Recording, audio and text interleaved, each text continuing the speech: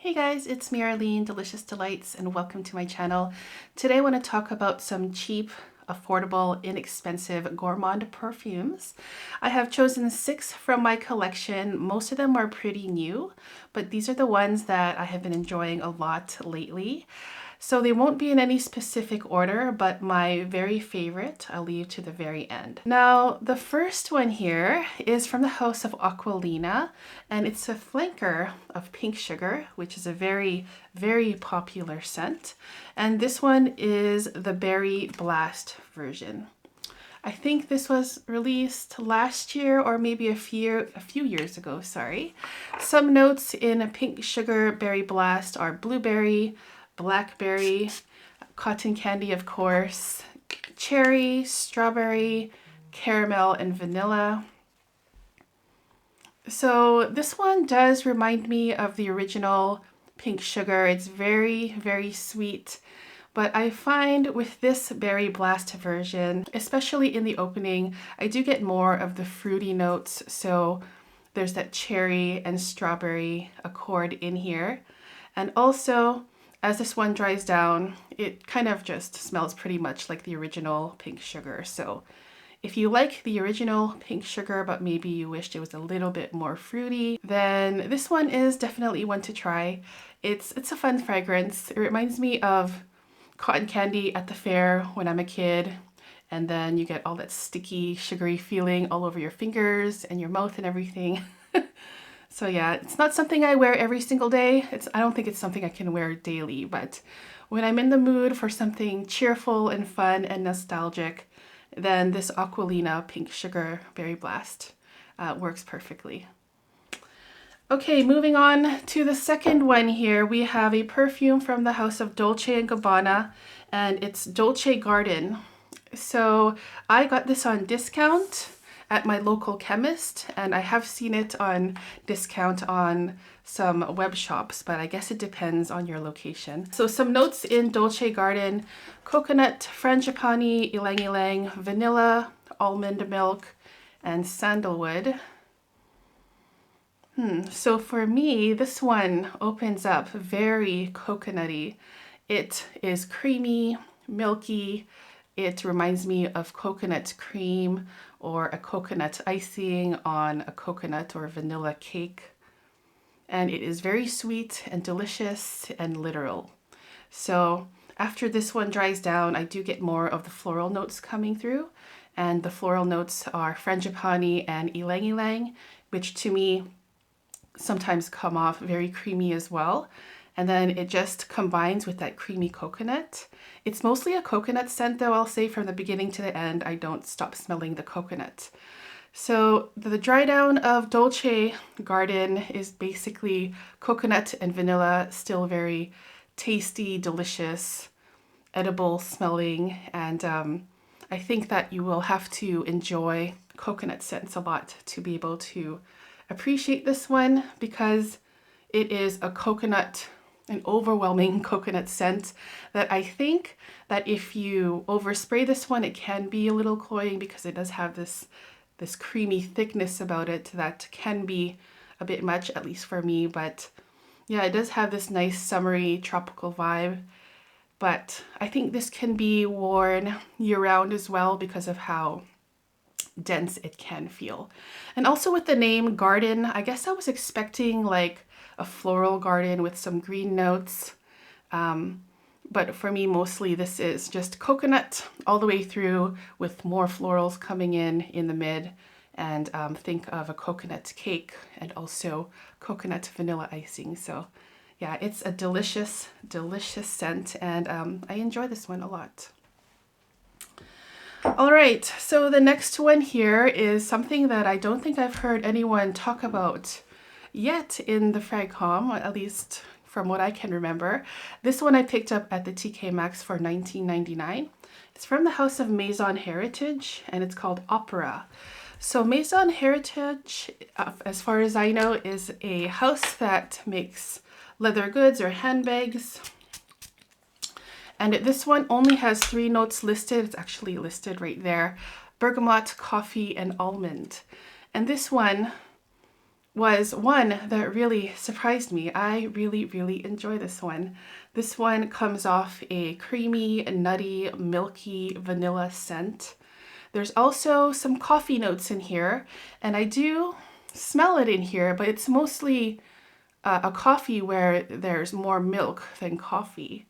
And in Dutch, it's called koffie verkeerd, where there's more milk than the coffee, and it's more a milky scent than a coffee scent.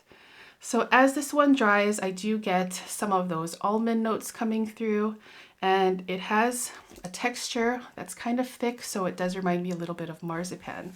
So this is very much a delicious, cheapy gourmand that is extremely underrated. And I think if you like vanilla and almond notes, then you would probably like this. And also if you like lactonic perfumes, it's absolutely delicious. And I love the simple bottle design here. So that's Opera from Maison Heritage. Now let's move on to the next one here. This one has a bottle that is super cute. It's from the house of Lolita Lempicka, and it's called Biche. Has a nice little mythical kind of deer figure on top there. Looks like a deer with wings. And I think that is so adorable. Over here, there's a snail, and there's a flower here, and there's a dragonfly. So there's a lot of things going on in that cap. It's very detailed. So Biche has some notes of grapefruit, champagne, Bellini, white peach, white musk. And this one to me does remind me a lot of the original Lolita Land, which is one of my signature scents actually when I'm in Canada. And this one has that Lolita Land DNA, but this is brighter, fresher, tangier, and it has this nice fizzy citrus opening here. And it does make me think of a sparkling, bubbly champagne or sparkling wine or sparkling cocktail. There is a peach note that comes through in the mid here, making it more sweet and juicy. And it does remind me of a peach cocktail. So yeah, I really enjoy this one. I picked this one up on Notino for 20 something, I think, euros, which is a fantastic deal. And yeah, if you liked the original Lolita Land, but maybe you wanted something a lot less dense, you might want to give this one a try. For me, it's like a summer spring version of the Lolita Land, which is probably something most people would reach when it's colder out. So that's Biche, Lolita Lempicka. Now, the next one here is another new one in my collection. This is from the house of Monotheme, and it's called Just Almond. This one was only $9.99 or $9.95 at my TK Maxx. It's an eau de toilette, and this one has some notes of almond, floral notes, almond cream, and vanilla. And with this one here, I would say that the most dominant note in here is that almond cream.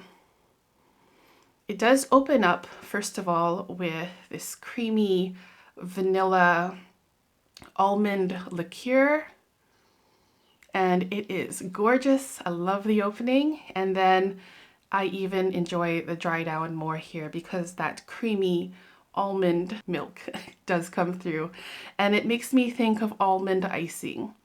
And it's delicious. It's a very simple scent. I think this is a great scent for layering if you just want to add an almond kick to any other perfume. It's light though. It's not something that projects a lot or lasts a long time, but it's delicious, and it's a nice, simple almond perfume where they just focus mostly on that almond note, and it's gorgeous. So that's Almond by Monotheme. Venezia. It's an eau de toilette, and it says Perfume, but I think men can wear this as well. And lastly, my favorite cheapy gourmand out of all of these ones is from the house of Jeanne Arthes. Tea Time à Paris Macaron Amande. Very long name. We have this interesting bottle here that makes me think of the cupcake wrappers here. Nice green pastel color. I think I picked this up for 15 euros, around there, for on Notino again. I'm not sponsored by them, but they are my favorite place to order my discount perfumes. And this one has some notes of almond, dried plum, heliotrope, orange blossom, vanilla, and milk. So with this one here, it opens as a creamy, milky vanilla scent. It does remind me of vanilla icing. It is sweet, and I'm thinking of a vanilla cake, and then we have the vanilla icing on top, and then we have some almonds that are shaved, just sprinkled all over it. So I don't get the plum note in here, but for me, this is a thick, literal, delicious, sweet, gourmand scent. There's a little bit of powderiness in here, so now think of that cake that I mentioned earlier, and then putting some like powdered sugar on top, making it even more sweet and giving it some more depth. So yeah, this is a really great scent, you guys. It smells so realistic, so yummy, so underrated, and I think that if you're into creamy, milky, literal gourmands, then check this one out. It's fantastic, and it's my favorite out of all of these ones. And I have been wearing it a lot lately. All right, so that was my list of 6 inexpensive budget gourmand perfumes. If you've tried these ones, I'd love to hear your thoughts on it in the comments. Thank you so much for tuning in, and I will see you guys soon in the next video. Take care. Bye-bye.